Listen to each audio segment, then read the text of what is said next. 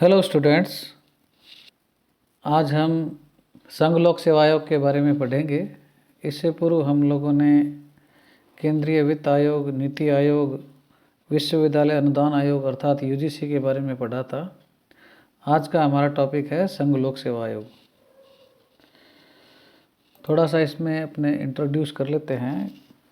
जैसा कि आप जानते हैं कि भारत के संविधान निर्माताओं ने संविधान के निर्माण के समय इस बात को भली भांति महसूस कर लिया था कि किसी भी लोकतांत्रिक व्यवस्था के सफल संचालन के लिए एक कुशल प्रशासनिक व्यवस्था का होना जरूरी है। इसी भावना के अनुरूप उन्होंने क्या है, भारत के प्रशासन तंत्र में कार्मिकों की भर्ती को योग्यता के आधार पर भरना स्वीकारा, अर्थात योग्यता के सिद्धांत को उन्होंने स्वीकारा। उन्होंने इस देश के लिए एकीकृत प्रशासनिक व्यवस्था और उसके हिसाब से ही एक एकीकृत लोक सेवा की क्या है परिकल्पना की थी। यदि हम आज़ादी से पहले की बात करें तो 1919 के भारत सरकार अधिनियम के अंतर्गत जब कुछ संवैधानिक सुधार प्रारंभ हुए, उस समय भारत में पहली बार लोक सेवा आयोग की स्थापना हुई। अर्थात 1919 के अधिनियम में क्या है, इसकी नींव पड़नी प्रारंभ हो गई।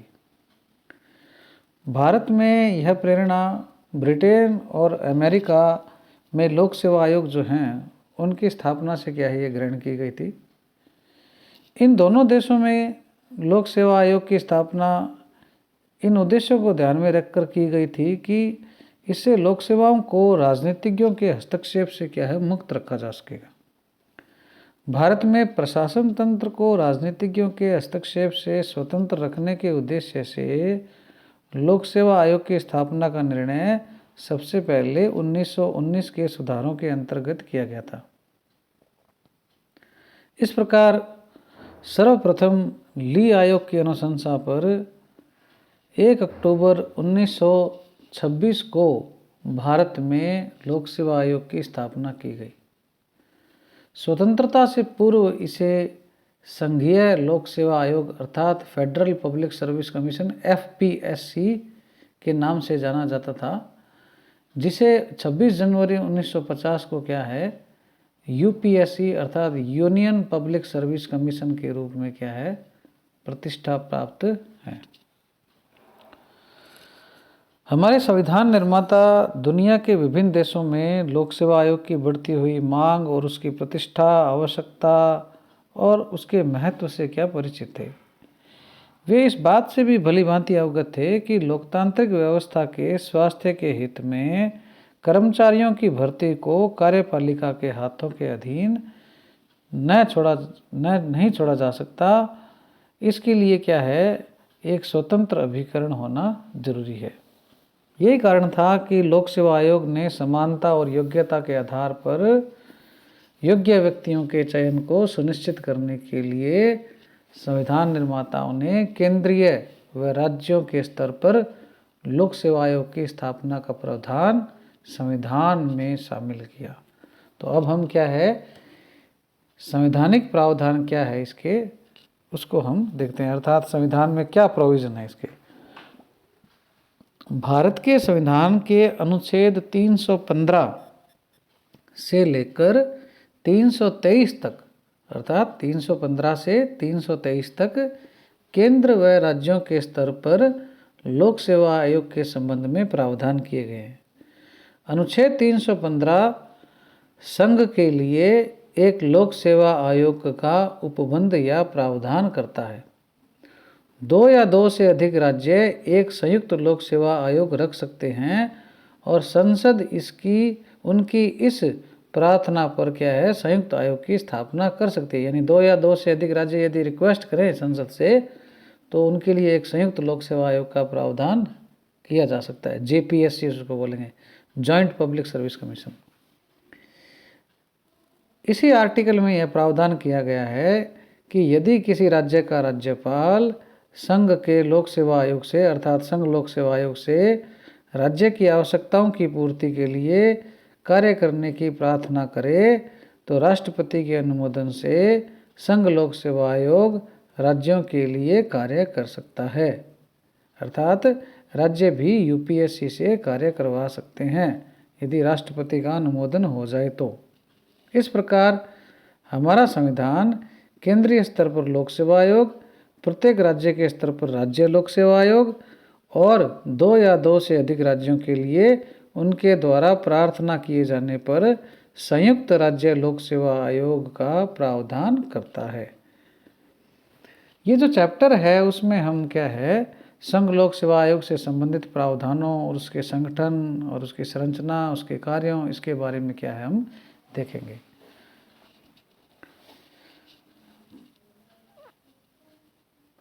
संघ लोक सेवा आयोग जो है उसके आकार को निर्धारित करने का अधिकार राष्ट्रपति को सौंपा गया है। 26 जनवरी 1950 को जब संविधान क्रियाशील हुआ अर्थात लागू हुआ और संघ लोक सेवा आयोग अस्तित्व में आया, उस समय आयोग के साथ क्या, अध्यक्ष के साथ क्या 4 मेंबर थे। यानी 1950 में जब संविधान लागू हुआ उस वक्त यूपीएससी अर्थात संघ लोक सेवा आयोग में अध्यक्ष सहित कितने सदस्य थे? 4 सदस्यों की यह संख्या 6 से 10 सदस्यों के बीच स्थिर रही। वर्तमान में एक अध्यक्ष और ज़्यादा से ज़्यादा अर्थात अधिकतम 10 सदस्यों की संख्या क्या है, निर्धारित की हुई है। सदस्यों की नियुक्ति और पदावधि के बारे में हम देख लेते हैं। भारत के संविधान निर्माताओं ने संघ लोक सेवा आयोग को न्यायपालिका जैसा स्थान प्रदान किया है।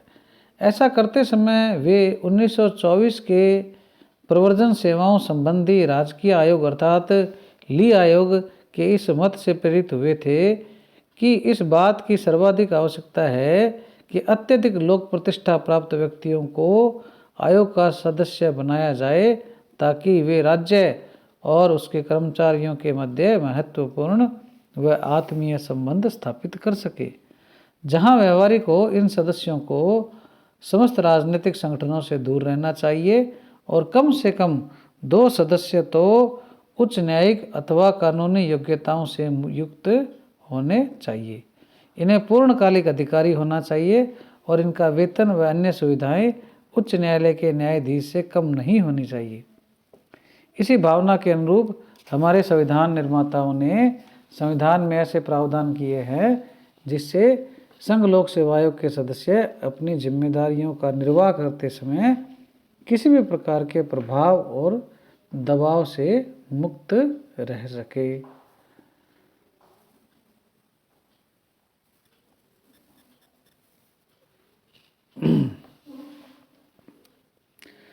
यूपीएससी के अध्यक्ष और सदस्यों की नियुक्ति राष्ट्रपति द्वारा की जाती है।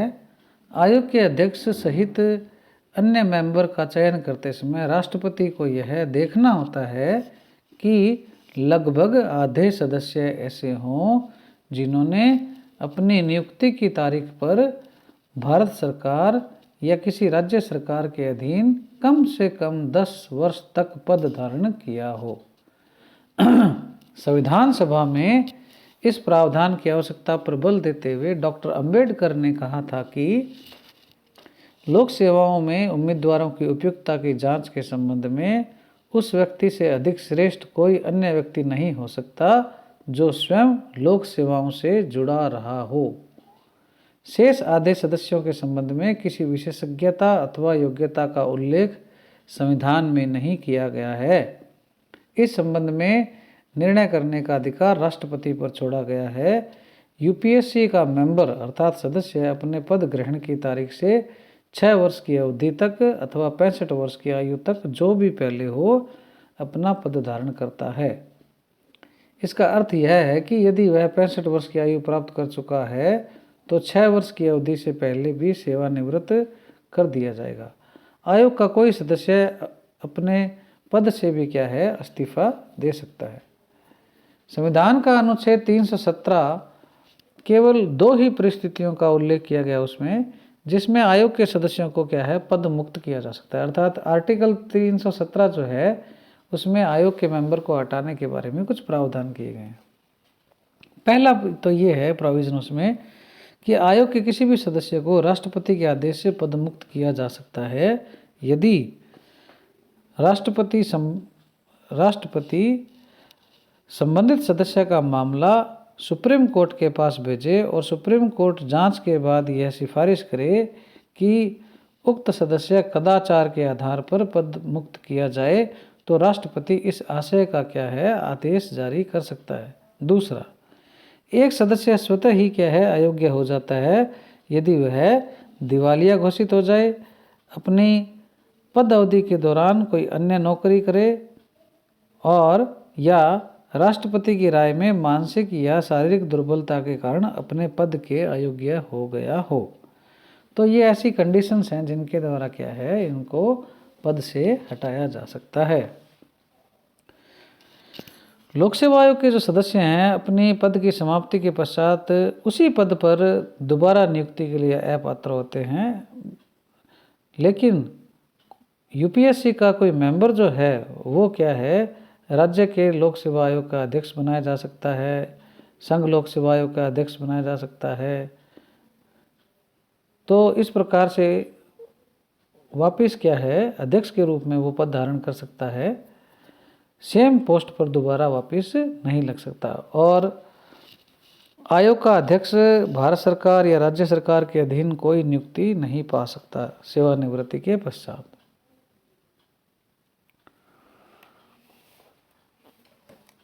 इसके पश्चात हम देखते हैं आयोग का व्यय संबंधी क्या प्रावधान है। लोक सेवा आयोग के व्यय के बारे में संविधान में कहा गया है कि संघ के या राज्य के लोक सेवा आयोग के व्यय जो हैं जिनके अंतर्गत आयोग के सदस्यों के या कर्मचारियों को दिए जाने वाले वेतन भत्ते, उनकी सेवानिवृत्ति, पेंशन वगैरह भारत की संचित निधि या राज्य की संचित निधि पर भारित होंगे। यानी संघ लोक सेवा आयोग का भारत की संचित निधि पर है और राज्यों के लोक सेवा आयोग का राज्य की संचित निधि पर होता है। इस प्रकार यूपीएससी का सारा व्यय भारत की संचित निधि पर होता है, जिसका मतलब यही है कि इसके व्यय को संसद के नियंत्रण से क्या है मुक्त रखा गया चाहिए। नहीं, चर्चा तो हो सकती है लेकिन उस पर क्या है वोटिंग वगैरह नहीं हो सकती, कटौती नहीं हो सकती। अब हम देखते हैं आयोग का प्रतिवेदन रिपोर्ट कैसे करता है आयोग।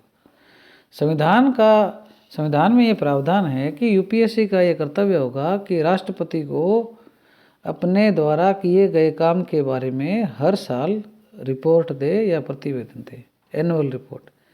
ऐसे प्रतिवेदन के मिलने पर राष्ट्रपति उन मामलों के बारे में यदि कोई हो जिनमें कि आयोग का परामर्श स्वीकार नहीं किया गया, ऐसी अस्वीकृति के लिए कारणों को स्पष्ट करने वाले ज्ञापन के सहित उस प्रतिवेदन की प्रतिलिपि संसद के प्रत्येक सदन के समक्ष रखवाएगा। इस तरह आयोग के लिए अनिवार्य है कि वह प्रति वर्ष अपना एक प्रतिवेदन राष्ट्रपति को प्रस्तुत करे जिसमें वर्ष भर में उसके द्वारा किए गए कार्यों का विस्तृत विवरण शामिल होना चाहिए। तो ये इस प्रकार से हमने आज क्या है संघ लोक सेवा आयोग के गठन और उसकी कुछ अन्य बातों के बारे में पढ़ा। इसके पश्चात हम क्या है संघ लोक सेवा आयोग के कार्यों के बारे में पढ़ेंगे।